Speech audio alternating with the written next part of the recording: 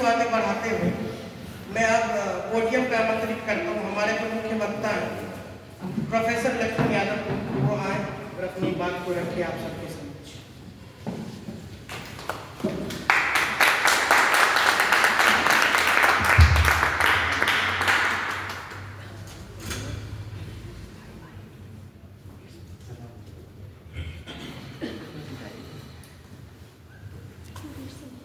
शुक्रिया देवाशीष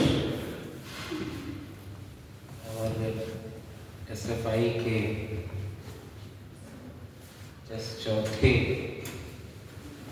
सम्मेलन unit conference में आए हुए आप सभी कॉमरेड को मेरा क्रांतिकारी जय भीम, जय मंडल, जय संविधान, जय इंकलाब सलाम।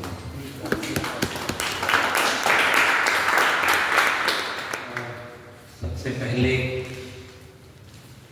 आप सबको शुक्रिया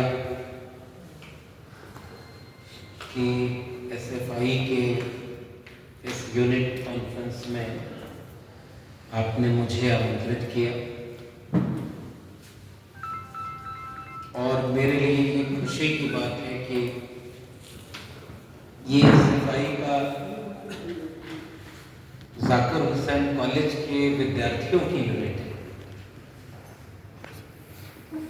इसका एक इमोशनल अटैचमेंट मेरे साथ है कि एक अपना कॉलेज जिससे बहुत लंबे वक्त तक एक रिश्ता रहा, ताल्लुक रहा है अभी भी और शायद वो हमेशा रहेगा, क्योंकि एक तालीमी इदारा मात्र में उसे नहीं मानता। उसने बहुत कुछ दिया है और इस वजह से जब देवाशीष ने इसका इनविटेशन दिया कि आपको आना है तो अमूमन मैं बच रहा हूँ। इस समय बहुत लोग बुलाते हैं, हालांकि अभी नौकरी में नहीं हूँ तो सबको पता है, तो बहुत ज़्यादा बुलाते हैं कि आप आइए, हमारे कार्यक्रम में भाग लीजिए। लेकिन अभी संयोग ऐसा कि मैं अभी 3-4 दिन बाहर रह के आया हूँ और आज मैं दिल्ली में था, तो मुझे लगा कि नहीं आपके कार्यक्रम में चलेंगे और उस रिश्ते की वजह से भी चलेंगे जो उस कॉलेज से जुड़ा हुआ है और एक वैचारिक रिश्ता भी है हमारा और आपका, जो आपने ये चारों तरफ तस्वीरों में अपने उस आइडियोलॉजी को रखा है। ये इस बात की गवाही दे रहा है कि हमारे और आपके वैचारिक रिश्ते हैं और वैचारिक रिश्तों में फिर वो मेहमान वाली औपचारिकता रह नहीं जाती। ऐसा लगता है कि अपने ही किसी परिवार के एक हिस्से में हम आए हुए हैं। अभी 4 दिन पहले 17 जनवरी आपने जिस रोहित वेमुला की तस्वीर वहां लगाई है, मैं वहीं से बात शुरू करता हूं कि इस बार हुआ ये कि उसी हैदराबाद सेंट्रल यूनिवर्सिटी में, उसी संगठन में जिससे रोहित वेमुला का ताल्लुक था,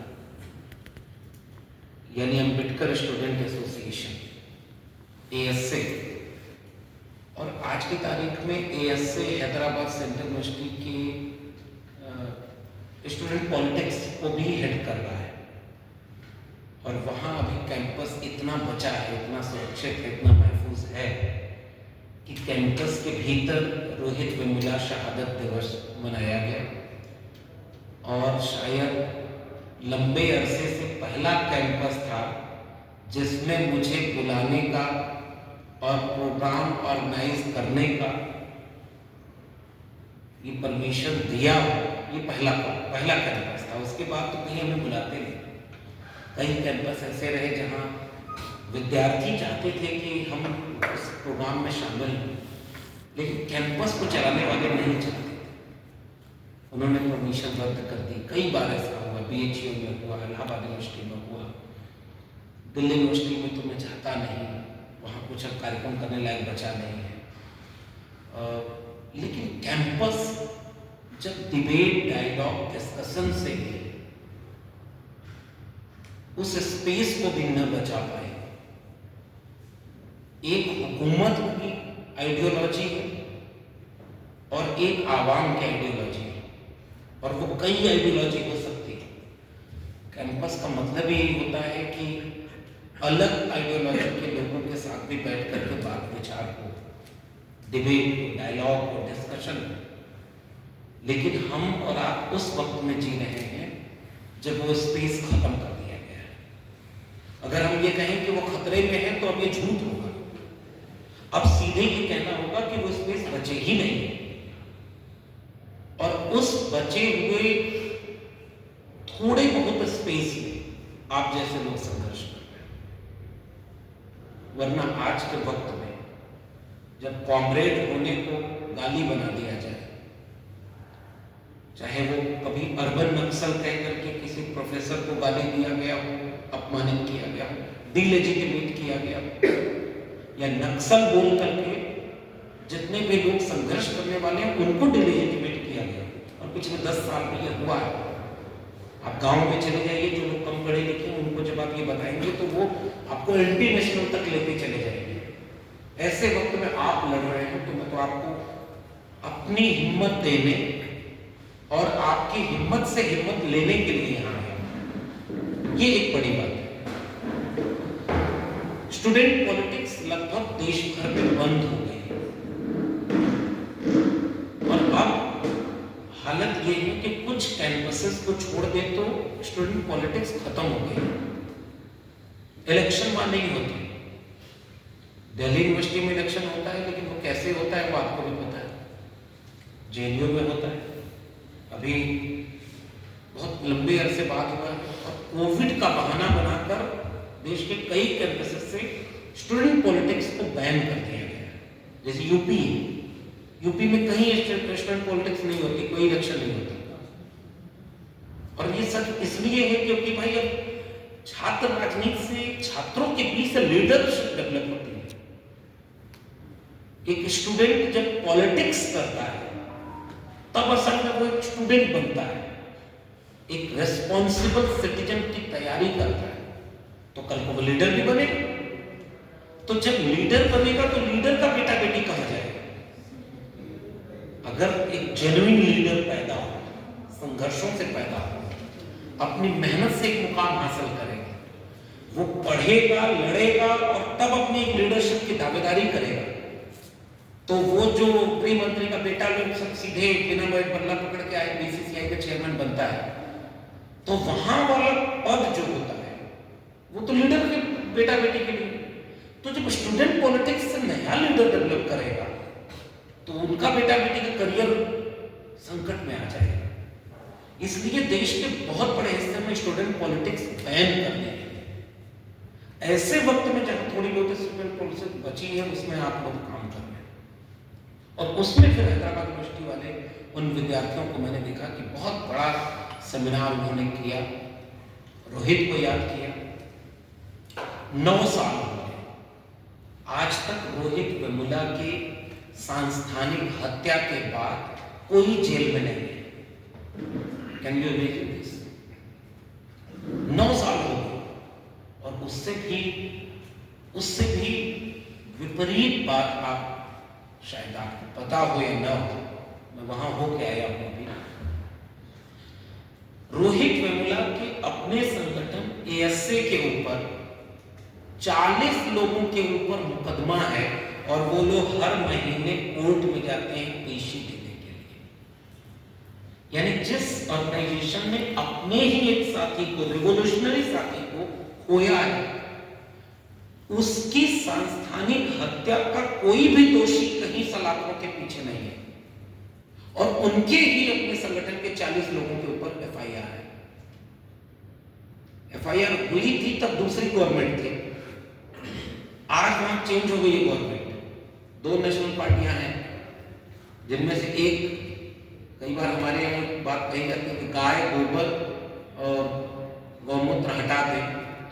अब इसके सिंबॉलिक मीन्स जहां तक है वो सब आप एक्सटेंड कर लीजिए, तो दोनों में बहुत फर्क नहीं है, ऐसा लोग कहते हैं। लेकिन करके मुझे ये बात महसूस हुई कि गवर्नमेंट चेंज हो गई, मुकदमा वापस नहीं हुआ, क्योंकि वो स्टेट गवर्नमेंट ने किया था, रोहित के साथियों के ऊपर किया था, जब वो रोहित को जस्टिस दिलाने के लिए मूवमेंट कर रहे थे, यानी उस मूवमेंट के ऊपर मुकदमा हुआ और वहां के लोगों ने बताया कि ये हाल है। तो ये एक बहुत इमोशनल चीज थी। रोहित वेमुला की मां जब अपनी बात कह रही थी तो उन्होंने ये कहा कि मेरा बेटा डॉक्टर बनना चाहता था, मेरे पास पैसे नहीं थे, दूसरे के घरों में बर्तन धोने, काम करने के बाद भी मैं उसको वो नहीं कर पा रही थी, तो मैंने हैदराबाद सेंट्रल यूनिवर्सिटी में उसका एडमिशन करा दिया। और रोहित 2 विषय में JRF क्वालिफाई था, एक साइंस से फिर एक सोशल साइंस से, और उसके बाद वो PhD कर रहा था। और दिसंबर में जब उनके ऑर्गेनाइजेशन के ऊपर ABVP ने हमला किया, जिसके लिए उन्होंने VC से कंप्लेन किया, तो उन्हीं के 7 लोगों को कैंपस में डिबेट कर दिया गया। वो एक शेर है ना कि अब कहां ढूंढने जाओगे हमारे कातिल, आप तो कत्ल का इल्जाम हम ही पर रख दो। ये हुआ, कैंपस में फेलोशिप बंद कर दी। उसकी प्रतिक्रिया में रोहित ने आंदोलन किया कि आप फेलोशिप कैसे रोक सकते हैं। तो फेलोशिप रोकने के लिए उसके विरोध में जो प्रोटेस्ट हुआ, उससे उन्हें कैंपस में सोशल बाइकआउट कर दिया गया, हॉस्टल से निकाल दिया। उसने खुले आसमान के नीचे जब बैठ करके प्रोटेस्ट करना चाहा तो उन्हीं के ऊपर मुकदमा कर दिया। पहला FIR इन्हीं लोगों के ऊपर हुआ था।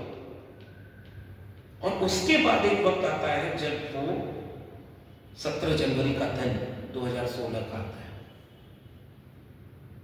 कैंपस आज भी उसको जस्टिस नहीं मिला पाया। रोहित एक्ट की बात हुई थी, कैंपस को caste neutral, gender neutral, class neutral बनाने का एक ख्वाब जो बाबा साहब अम्बेडकर के संविधान में देखा गया होगा, जो नया इंडिया बनाने का ख्वाब लोगों ने देखा होगा, तो वो सोचे होंगे कि देश कैसा हो। वो एक इमेजिनेशन है, एक सपना है कि एक नया भारत हम बनाएंगे। तो उसमें वो नया भारत कौन बनाएगा, कौन उसकी अगुवाई करेगा, उसके लिए थे यूनिवर्सिटी कैंपसेस। कि अगर एक कैंपस हम अच्छा बनाएंगे तो उससे जो नागरिक निकलेगा वो समाज को अच्छा बनाएगा। इसीलिए कैंपस समाज की बीमारी ठीक करने के लिए प्रयोगशाला की तरह है। आजादी का अमृत काल चल रहा है, समाज की बीमारी कैंपस में घुस गई और हमारे कैंपस घोर जातिवादी, घोर लैंगिक विरोधी, घोर असमानता के अड्डे बन गए। और अब तो मैं ये बात दावे से कह सकता हूं, आपने एक पोस्टर बनाया है, मैं उनको बहुत शुक्रिया अदा करता हूं जिन्होंने उस वाक्य को इतना जरूरी समझा कि इतने बड़े बड़े आइकॉन के बीच में वो एक छोटा सा वाक्य भी शामिल है। ये लोग बहुत बड़े लोग, मतलब आप भगत सिंह की जहां तस्वीर लगी, आप कल्पना करिए कि हम तो एक नौकरी के लिए कितने कंप्रोमाइज करने को तैयार रहते हैं। और ये जानते हुए भगत सिंह कि अभी हमारी कुर्बानी से कोई देश को आजादी नहीं मिलने वाली, वो आखिरी खत जरूर पढ़ना चाहिए। और मैं इस बात को महसूस करता हूं कि हमारा आइडियोलॉजिक रिश्ता कैसे जुड़ता है। उन्हें ये फिक्र है हरदम नया तर्जे ज़फ़ा क्या है, मेरा ये शौक कि देखें सितम की इंतहा क्या है। लिख रहा हूं जो अंजाम, कल उसका आगाज आएगा और मेरे लहू का एक एक कतरा इनकलाब लाएगा। आप सोचें कि वो नायक बिना माफी मांगे, बिना अंग्रेजों से पेंशन लिए फांसी के तख्ते को चूम गए, इसलिए वो हमारे नायक। इन्हें हमें वीर बनाने के लिए वीर भगत सिंह नहीं कहना पड़ता है। माफी वीरों को तो वीर बनाने के लिए खुद उनको लिखना पड़ता है कि हम वीर हैं, हमको वीर कहो। वो पता है कि नहीं, सावरकर की किताब में खुद से उसने अपने नाम के आगे वीर जोड़ा। अब पार्लियामेंट में खड़े होकर के सब कहते हैं कि देश के सबसे बड़े नायक कौन है, सावरकर, और अंबेडकर को उसी पार्लियामेंट में जलील करने वाला वाक्य बोलते हैं, तो माफी नहीं मांगी है। फैशन बन गया है अंबेडकर अंबेडकर अंबेडकर। इतना नाम भगवान का लेते तो 7 जन्मों के लिए स्वर्ग मिल गया होता। मैं तो देश भर में जहां जा रहा हूं पूछ रहा हूं कि ताऊ अपना बता दो, तुम तो भगवान का नाम लेते हो कि बताओ स्वर्ग कैसा है, कितनी बार हो आए हो, वहां से किस बुलेट ट्रेन से जाते हो, क्या है वहां पर, तुम तो पाए नहीं स्वर्ग। और जिनके लिए अंबेडकर एक इमोशन है उनको तुम अपमानित करते। लेकिन अभी ये देश में हो रहा है कि कहां अंबेडकर और कहां सावरकर, कहां भगत सिंह। पूरा एक सपना है। असल लोग शहादत जब देते हैं तो वो आजकल के ये जो, तो मैं क्या अपने कॉलेज के बारे में बोलूं, अभी ये लोग बता रहे थे कि वो प्रिंसिपल बन गए, ये कर रहे हैं वो कर रहे हैं।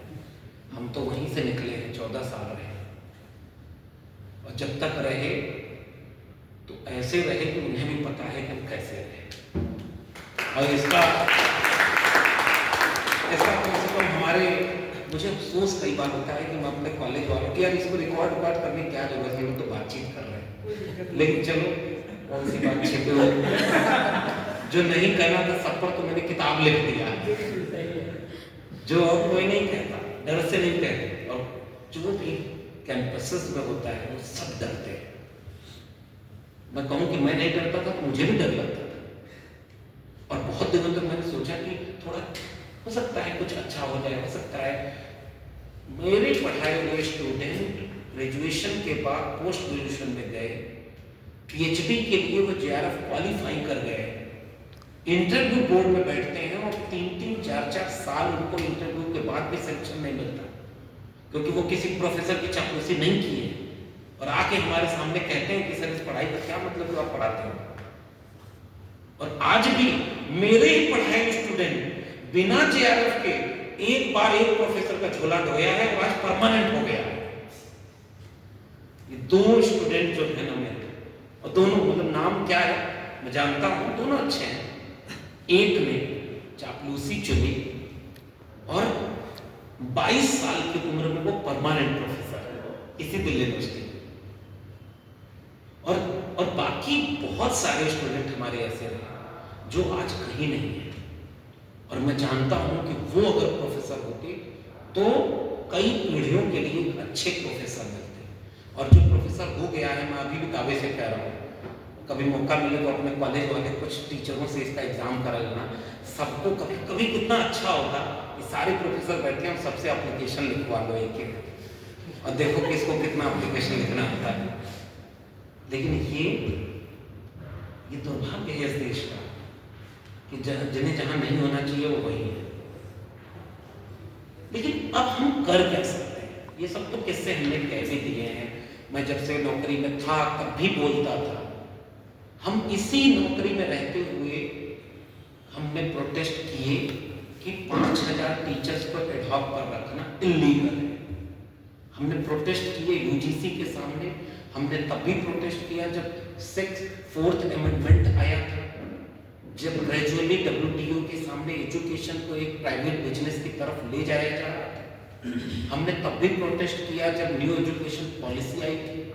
हमने तब भी देश भर को बताया, केवल कैंपस के लोगों को नहीं बताया, देश भर के लोगों को ये समझा रहे थे कि अब एजुकेशन बेची जा रही है, अब इसमें ग्रेडेड ऑटोनॉमी आ रही है। पहले वर्ण व्यवस्था होती थी ना, कोई तो मुख से पैदा हुआ तो दुनिया में भी इंसान एक तरह से पैदा होता है। भारत ऐसा देश है जिसमें कोई मुख से, कोई भुजा से।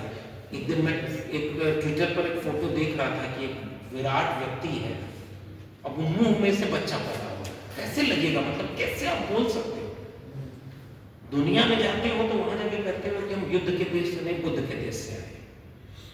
वहां जाके एक बार बताओ ना कि हम उस देश से आए हैं जहां किताब में लिखा है कि कोई मुख से पैदा होता है। हालांकि तुमने ये बात नहीं बोली है, तब भी तुमको अपने शपथ ग्रहण में तुम्हारा दोस्त नहीं बुलाया जिसका प्रचार करने गए थे। लेकिन एजुकेशन के लिए मुश्किल क्या होती है? एजुकेशन लॉजिकल ब्रेन देता है, साइंटिफिक टेम्परामेंट देता है। और तब भी हम ये बात कह रहे थे कि न्यू एजुकेशन पॉलिसी इस पूरे एजुकेशन सिस्टम के नेचर को चेंज कर रहा है। अब धीरे धीरे उसका कुछ असर दिख रहा है, और अभी भी मैं कह रहा हूं जितना असर दिख रहा है वो 10% भी नहीं है। एजुकेशन क्राइसिस इतना बड़ा होने वाला है जिसका अभी इस देश को अंदाजा ही नहीं है। अभी तो देश इसी बात में खुश है कि कोई IITian जाकर महाकुंभ में साधु बन गया, उसके रील्स सब देख रहे हैं, इसी में मजा आ रहा है देश को कि देखो IIT से पढ़ करके भी कोई साधु बन गया, हंस रहा है। और शुरू में वीडियो वायरल कुछ होती है, फिर बाद में आता है कि मुसलमानों के खिलाफ कैसे हिंदू धर्म को बचाना है, ये बोला उसने। और बाद में उसी के मठ वाले ने कहा कि तो फ्रॉड था, चिलमबाज था। मैंने बोला उसको भगाया, बाद वो भाग गया। अब इस प्रॉब्लम को यहाँ से एड्रेस करो। आप सब एजुकेशनल इंस्टीट्यूशन से ताल्लुक रखते हो, ये यूं ही मजाक के लिए नहीं किया जा रहा है। ये मैसेज दिया जा रहा है कि एजुकेशन की औकात टोटल सोसाइटी के लिए अब क्या बचेगा। कि IIT किए हुए व्यक्ति को जब आप ये बना के पेश कर रहे हो, कभी आपने देखा है कि IIT का प्लेसमेंट कितना घट गया है? कभी आपने इस पर डिबेट नहीं की टेलीविजन पर बैठ कर? IITs, IIM, MBA जो प्रोफेशनल कोर्सेज थे, इनकी फीस पिछले 10 साल में कितने गुना बढ़ी है देश के लोगों को पता ही नहीं। पहले कुछ लाख फीस थी, अब करोड़ रुपए हो गए। अगर आप जानते होंगे टू बी ऑनेस्ट, करोड़ रुपए में डिग्री मिलेगी IIT अच्छे जगह से। बाकी के लिए तो लवली प्रोफेशनल यूनिवर्सिटी टाइप का खुला ही है, वहां भी डिग्री थी। तो मैं कहना ये चाहता हूं कि एजुकेशन क्राइसिस जो होने वाला है वो 10% भी अभी देश को नहीं पता चला है। मैं देश उसी समय जब हम कैंपस में थे तब भी ये कहते थे कि मैं जब आया 2010 में तो 4,000 रुपए 3,000 रुपए ग्रेजुएशन की फीस थी एक साल की। आज आप देखिए 10,000 से ऊपर है सबकी, और थोड़ा सा प्रोफेशनल कोर्स की तरफ जाइए तो 30 से 40,000 है। नॉर्थ कैंपस के कॉलेजेस, कई कॉलेजेस ऐसे हैं जिसमें फीस मिला लें तो 40,000 से ऊपर है। 10 साल 15 साल में ये हुआ। किसकी आमदनी घर में 2 गुना हुई? नहीं हुई। लेकिन ये अब एक कुछ चीजें हैं जो कि बहुत लंबी नहीं, आप लोगों की एक यूनिट कॉन्फ्रेंस है। प्रॉब्लम बहुत बड़ी है। एजुकेशन को बहुत सोच समझ के इसलिए बर्बाद किया जा रहा है ताकि सोचने समझने की क्षमता समाज की खत्म हो जाए। और जब समाज सही सवालों पर सोच विचार नहीं करेगा तो उसे भ्रमित करना आसान हो जाएगा, वो भीड़ में तब्दील हो जाएगा। मैंने अपनी किताब में बाकायदे ये बातें लिखी है और मुझे खुशी होती है कि कुछ हद तक देश में पहुंची है, लेकिन मैं अभी भी इस बात से बहुत खुश नहीं हूं कि केवल 50,000 किताब लोग पढ़े, इसलिए नहीं किताब पढ़ना जरूरी था। सवाल ये है कि लोग अभी भी एजुकेशन को बचाने के लिए जिस तरह का अवेयरनेस चाहिए वो हमारी सोसाइटी में नहीं है। कौन नहीं जान रहा है कि यूपी में 5 साल से टीचर वैकेंसी नहीं आई और जो एलिजिबल लोग हैं वो उनकी एज खत्म हो रही है। जितनी भर्तियां आई हैं उनमें एक भी भर्ती आप नहीं गिना सकते इसका पेपर लीक ना हुआ, सही समय पर एग्जाम नहीं हो रहे हैं। नॉर्मलाइजेशन, जब आप ग्रेजुएशन से ऊपर बढ़ोगे या कॉम्पिटिटिव एग्जाम में होगे तो आपको पता होगा, नॉर्मलाइजेशन के नाम पर किसका पेपर सिलेक्शन हो जाएगा किसका नहीं होगा किसी को नहीं पता। वो टोटल फ्रॉड है और देश भर में हो रहा है। नीट के एग्जाम से लेकर के यूजीसी का पेपर लीक। तो अब इन सारी प्रॉब्लम्स को क्लब कर दें तो इतना बड़ा पुलिंदा बनेगा समस्याओं का। फिर एक सवाल पैदा होता है कि उसका समाधान क्या है। आप सब अवेयर हैं, अच्छे संगठन से जुड़े हैं, वरना आजकल तो हम भी इसी DU में रहे और आप भी रहे, जानते हैं कि इलेक्शन नजदीक आने पर 2-3 तरह की बसें कॉलेज के बाहर खड़ी रहती थी कि आपको फिल्म देखने जाना तो उस वाली बस में बैठिए, कहीं और जाना तो उस वाली में बैठिए, उस वाली में बैठिए। कभी कोई सोचता था कि ये सब कुछ होने दिया हमने, और जो उसके खिलाफ खड़ा हो रहा था, जो उसूलों पे लड़ रहा था। मैं तो आपकी संख्या देखकर बहुत खुश हूं कि एक कॉलेज में अगर इतने लोग भी हैं ना, तो आप सब उम्मीद है कि इतना बुरा वक्त नहीं आएगा जितना वो लोग सोच रहे हैं।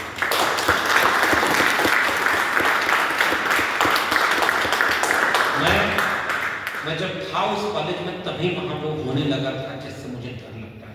मैं टू बी ऑनेस्ट, मैं वहां नहीं हूं तो कई बार मुझे सुकून होता है कि उस टीचर से निकल आए, लेकिन ऐसे में खुशी नहीं। मौका मिलता तो वहीं होकर के लड़ते, क्योंकि अब तो नहीं लड़ता। सबको कमेटी का मेंबर बनना है, सबको प्रिंसिपल को जाके चापलूसी करनी है, उसके दरबार में दरबारी बनते हैं, सब बाउंसर बन के घूमते हैं प्रोफेसर, क्योंकि उनको नौकरी। अरे हमारे कॉलेज में एक किसी ने बोला, अब मैं किसने बोला क्या बोला आप ही पता नहीं, क्लास नहीं लगा था टीचर को, उससे जाकर कहा कि क्लास क्यों नहीं ले रहे, तो कहा कि पैसा दे के नौकरी में पढ़ाएंगे दोनों काम थोड़े ही। फिर मुझे याद आया कि अभी 1 महीना पहले गूगल कर लेना, दिल्ली यूनिवर्सिटी में प्रोफेसर की नौकरी दिलाने के लिए 25 लाख रुपए लेने वाले गिरफ्तार हुए। तो 25 लाख ले कौन रहा था? तो प्रोफेसर की नौकरी ऐसे हो रही, तो जो ऐसे आया है वो वही करेगा। लेकिन अब मैं आखिर में, चूंकि मुझे जितना वक्त दिया था, आखिरी तो 5 मिनट इस बारे में हम लोग बातचीत करें कि हो क्या सकता है। फिर मैं चाहूंगा मैं जल्दी खत्म कर दूं तो 1-2 सवाल जवाब होगा तो और अच्छी बातचीत होगी। केवल भाषण देकर चले जाएंगे ये भी अच्छा नहीं। कीचड़ में घुस करके ही कीचड़ की सफाई हो सकती है। अगर एजुकेशन क्राइसिस हो रहा है, पॉलिसी अटैक हो रहा है एजुकेशन के ऊपर, तो इसकी कोशिश करते रहना होगा कि एजुकेशन बचाने के लिए एक बड़ा मोबिलाइजेशन कैसे तैयार हो। चाहे वो लेफ्ट पार्टियां, चाहे वो सोशल जस्टिस के जितने ऑर्गेनाइजेशन, हमने पिछले 10 साल में, और मेरी किताब अगर आपने पढ़ी होगी तो उसमें सिलसिलेवार आपने देखा होगा। मौजूदा सरकार के खिलाफ पहला मूवमेंट हमने तब किया था जब हम यूपीएससी की तैयारी किया करते थे, उसमें भी हमने आंदोलन ही कर लिया था, इसलिए नौकरी नहीं मिली, डीएम नहीं बन पाए। लेकिन कभी कभी लगता है अच्छा बने। आजकल डीएम सब यूपी में प्रधान को बुला के कह रहा है कि बीजेपी को वोट तो नहीं, तो फिर उनको जेल में डालते हैं। ऐसे डीएम बनने से तो अच्छा है कि जहाँ मैं हूँ वहाँ अपने मन की सही बात कह सकता हूँ। फिर 2016 से लेकर लगातार हमने सिलसिलेवार बताया कि जब जेएनयू पर अटैक हुआ, जब डीयू पर अटैक हुआ, जब जामिया के लाइब्रेरी में घुस करके लाठी मारी गई, देश भूल गया ना। और जल्दी लोग भूल जाते हैं क्योंकि नया तमाशा कोई आपके सामने खड़ा रहता है। मस्जिद के नीचे से मंदिर खोजना है, बड़ा एजेंडा है ना, इतना बड़ा काम है। अभी एजुकेशन बचाना क्या मतलब है? जिसका भाग्य में किस्मत में लिखा रहेगा वो पढ़ लेगा, और नहीं पढ़ेगा तो फिर उसके बाद उसको नए नए तरीके से पाखंडी और अंधविश्वासी बनाने। आजकल रील्स देखा आपने वो वाली, एक आदमी तो रोटी में गोबर लपेट के कह रहा है इसको खाया जाए। इसलिए एजुकेशन पर बात की जाए ताकि ये मजाक जो था, चुटकुला जो था, वो हकीकत बन जाए। और जब क्रिटिकल ब्रेन खत्म हो जाएगा तो हुक्मरानों से सवाल कौन पूछेगा कि तुम तो झूठ बोलते हो, तुमने न शिक्षा दिया न रोजगार दिया, तुमने इस देश के कॉन्स्टिट्यूशन को भीतर से कमजोर कर दिया, तुम डेमोक्रेटिक इंस्टीट्यूशन को इतना कब्जा कर चुके हो कि वो तुम्हारे गुलाम बन चुके हैं। चुनाव आयोग का जो मुख्य चुनाव आयुक्त है उससे पूछा जाता है कि आपका सिस्टम जो है बायस्ड है, तो वो शायरी सुना देता है, चलती है गाड़ी उड़ती है धूल, जलते हैं दुश्मन खिलते हैं फूल। इससे बढ़िया शायरी तो नहीं सुनाता है, ट्रक के पीछे उससे बढ़िया शायरी लिखी है। बिल्कुल सही बात।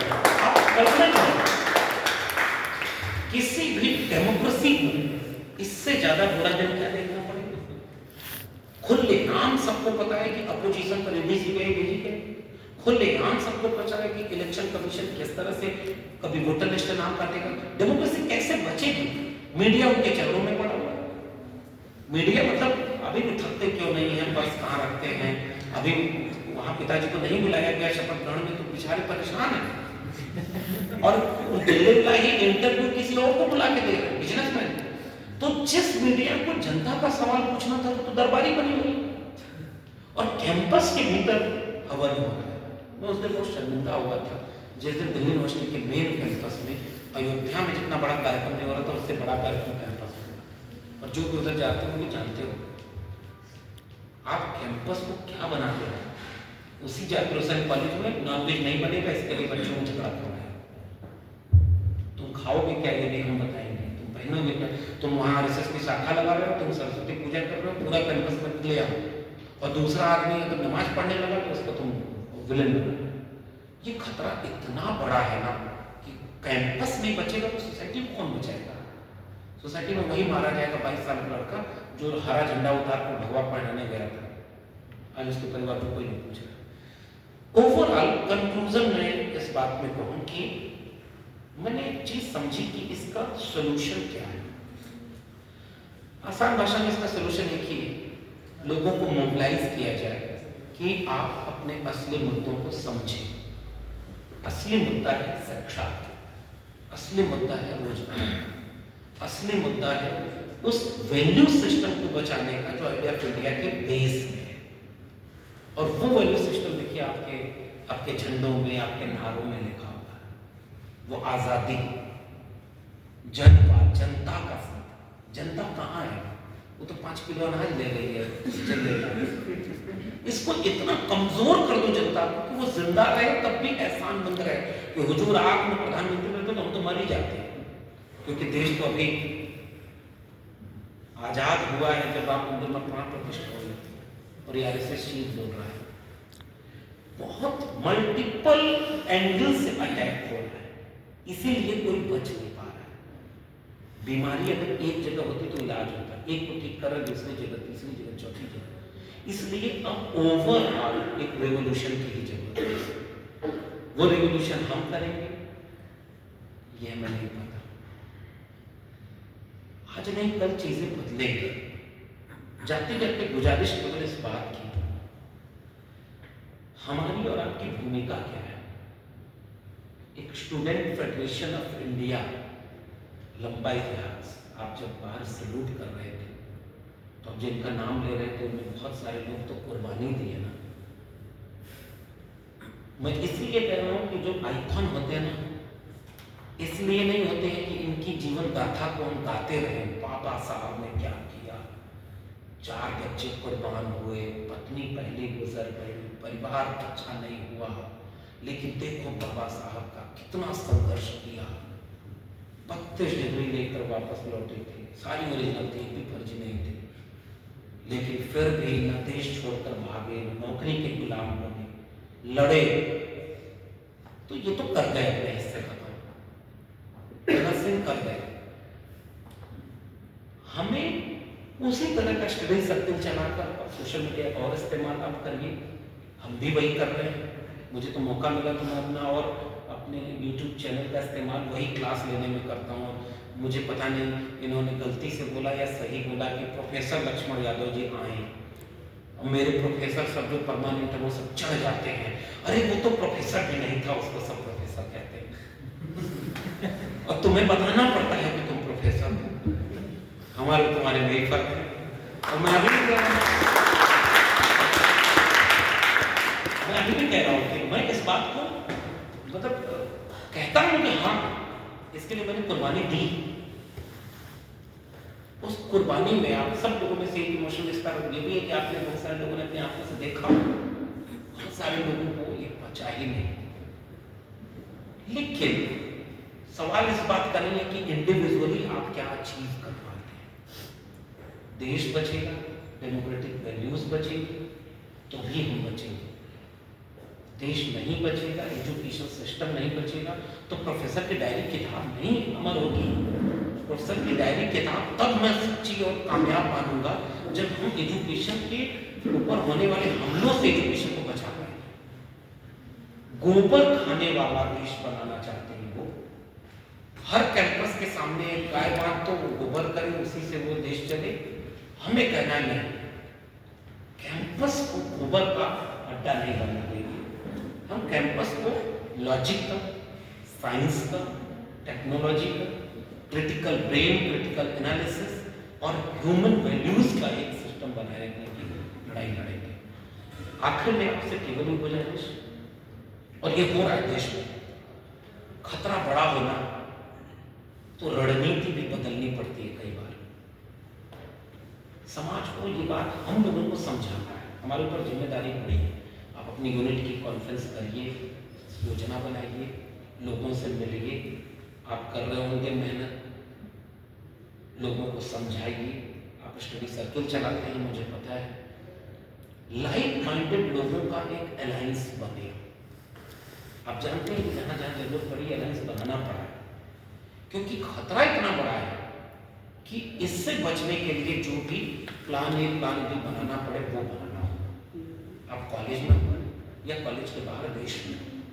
और आज की जरूरत इस बात की है, 10 में 5 बातें हमारी नहीं मिलती, हमारा अलग है किसी ऑर्गेनाइजेशन से, किसी इंडिविजुअल से, लेकिन 5 जगह हम एक हैं अगर, और वो क्या एक है कि कॉन्स्टिट्यूशन को आप भी सबसे ऊपर मानते हैं, मैं भी मानता हूँ। फ्रीडम, डेमोक्रेसी और फ्रेटर्निटी को आप भी सबसे बड़ी वैल्यू मानते हैं, मैं भी मानता हूँ। सोशल जस्टिस को आप भी मानते हैं, फुले अम्बेडकर पेरियार के विचार पर एक अच्छा भारत बनाना आप भी चाहते हैं, हम भी बनाना चाहते हैं। इतनी बातों पर एक हो जाए, स्टूडेंट पॉलिटिक्स में हो और इसके बाहर सोसाइटी में जहां जहां मौका मिले उसमें एक होकर के लड़े, क्योंकि इतना बड़ा खतरा अगर न टाला जाए तो सोसाइटी तो इस बात के इंतजार में है। एक कहानी में आखिर में सुना करके फिर मेरा टाइम चूंकि हो गया है। मेढक के बारे में एक बात कही जाती है और मैं जब से पढ़ा मुझे लगा कि ये बात लोगों तक जानी चाहिए। अगर एकदम गर्म पानी में आप मेढक को डाल देंगे तो वो तेजी से छलांग लगा के उससे बाहर निकल जाएगा, और अगर मेढक को ठंडे पानी में रखकर पानी धीरे धीरे गर्म करो तो मेढक को लगता है कि अच्छा थोड़ा गर्म हुआ और गर्म होगा तो उछल के निकल जाएंगे। थोड़ा और पानी गर्म हुआ तब मेढक को लगा कि अब की कूद करके निकल जाएंगे। थोड़ा और गर्म हुआ तो लगा कि अब की तो फाइनल कूद के निकल जाएंगे। एक समय के बाद जब मेढक कूदना चाहता है तब तक उसकी कूदने की क्षमता ही खत्म हो चुकी है, क्योंकि पानी धीरे धीरे गर्म होते होते वहां तक पहुंचा। पूरे वर्ल्ड वाइड केवल भारत की समस्या नहीं है, आज दुनिया इन खतरों से जूझ रही है। लगाया है अपने फिलिस्तीन को हक दिलाने का देश भर में राइट विंग पॉलिटिक्स, देश भर में रिट्रोस्पेक्टिव जो चीजें हैं, पुरातनवादी चीजें हैं, उनका बोलबाला हो रहा है, और अनियंत्रित पूंजी सब कुछ को खरीद रही है। अब पूंजी ही सब कुछ का नियंत्रण करने वाली, और ब्रह्मनिकल सिस्टम जो था, मनुवादी सिस्टम जो है, उसका पूंजीवादी सिस्टम से एक अच्छा गठजोड़ हो गया। भारत में सबसे बड़ी समस्या है, इसलिए मुट्ठी भर लोगों के हाथ में फिर से सब कुछ जा रहा है। वही पढ़ेंगे, वही पढ़ाएंगे, वही देश चलाएंगे, वही सब कुछ करेंगे। बाकी लोगों को प्रजा बना दो, या तो दंगे में इस्तेमाल करो, या कांवड़ लेके जाए तो फूल बरसो, नौकरी मांगी जाए तो लाठी बरसो। इसलिए इस गैर बराबरी के खिलाफ लड़ने का एक ही सूत्र है कि बागी होना पड़ता है। वो सच कहना अगर बगावत है तो समझो हम भी बागी हैं। और न्यूनतम एकता पर अधिकतम एका बनाई जाए, न्यूनतम जगह। और आखिर बस हिम्मत देने की बात है, आप सब लड़ रहे हैं, पढ़ रहे हैं। एक professor, once a professor always a professor, class छीनी जा सकती है। समाज इतना बड़ा क्लासरूम है, वहां जरूरत है जब मन करता है विद्यार्थी बन जाता हूं, जब मन करता है प्रोफेसर बन जाता हूं। और अपने को नहीं बनता। आज भी मिलिट्रली बता रहा हूं कि हैदराबाद यूनिवर्सिटी में उन बच्चों ने भी जब मुझे मंच पर बुलाया तो भी बोला प्रोफेसर, और हर दिन मैं बोलता हूं कि नहीं भाई मैं प्रोफेसर नहीं हूं। वो कहते हैं कि आपके कहने से नहीं बने। सहारनपुर में था और कल परसों मैं फिर से गया था, वर्धा में एक बहुत बड़ा सम्मेलन था। तो कहने का मतलब ये कि अगर आप लड़ते हैं ना तो समाज आपके साथ खड़ा होता है। हालांकि वक्त बहुत खराब है, जो लड़ने वाले हैं उनका साथ लोग नहीं दे पा रहे हैं, और अलग अलग टुकड़ों में मारा जा रहा है। जब मुसलमान को मारा जा रहा है तो बाकी लोगों को यह समझाया जा रहा है कि लड़ाई तुम्हारी नहीं है। फिर जब किसानों को मारा जा रहा है तो बाकी लोग उससे अलग। फिर जब विद्यार्थी को मारा जा रहा है तो बाकी सब अलग है। हमारी कोशिश क्या ऐसी हो सकती है कि इन सब के बीच एक एका बना सके और सब मिल करके एक बेहतर भारत बनाने का खाब देख सके, लड़ सके। ये मेरा एक छोटा सा सुझाव रहेगा। आप सब विद्यार्थी भी हैं, तो मेरा एक फर्ज ये भी बनता है कि मैं ये भी जरूर आपसे आग्रह करूं कि अपने करियर को भी अच्छे से पढ़ाई खूब मन से करें, खूब अच्छे नंबर लें, अच्छा प्लेसमेंट, कोई अच्छी नौकरी जरूर मिले। आप मुझसे पूछेंगे तो मैं यही सलाह दूंगा कि शायद अगर लड़ने का जज्बा बचा रहेगा ना, तो अगर थोड़े से मजबूत रहेंगे तो ज्यादा बड़ी लड़ाई लड़ पाएंगे। दूसरा इसका खतरा केवल ये होता है कि उससे अपने विचारों से समझौता कभी न करिए, क्योंकि एक बार अगर कोई झुक गया तो फिर दोबारा ऋण बनती नहीं है, धनुष हो जाती है। और आखिरी में आप चूंकि सब जागरूक लोग हैं, पढ़े लिखे लोग हैं, आपके पास एक विचारधारा मिली, आपने उसे खोजा, अर्जित किया। बिरसा, फुले, अम्बेडकर, पेरियार, भगत सिंह, मार्क्स, लेनिन, इन सबको जोड़ोगे आपने तो 90% चीज कॉमन है। वही समाजवाद, वही अम्बेडकरवाद, वही संविधानवाद, वही मानववाद। उस कॉमन चीज के लिए हम सपना देखेंगे, कितना भी विपरीत परिस्थिति हो उस सपने को जिंदा रखेंगे और लड़ने के लिए कोई पूछेगा कि ये भीड़ काफी नहीं, तो कहना इनकलाब के लिए एक शख्स भी काफी नहीं।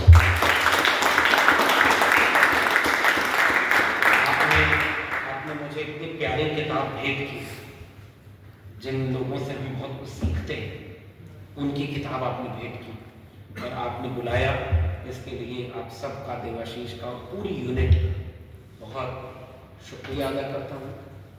पढ़ाई लड़ाई जिंदाबाद थी, जिंदाबाद है और जिंदाबाद है। Thank you.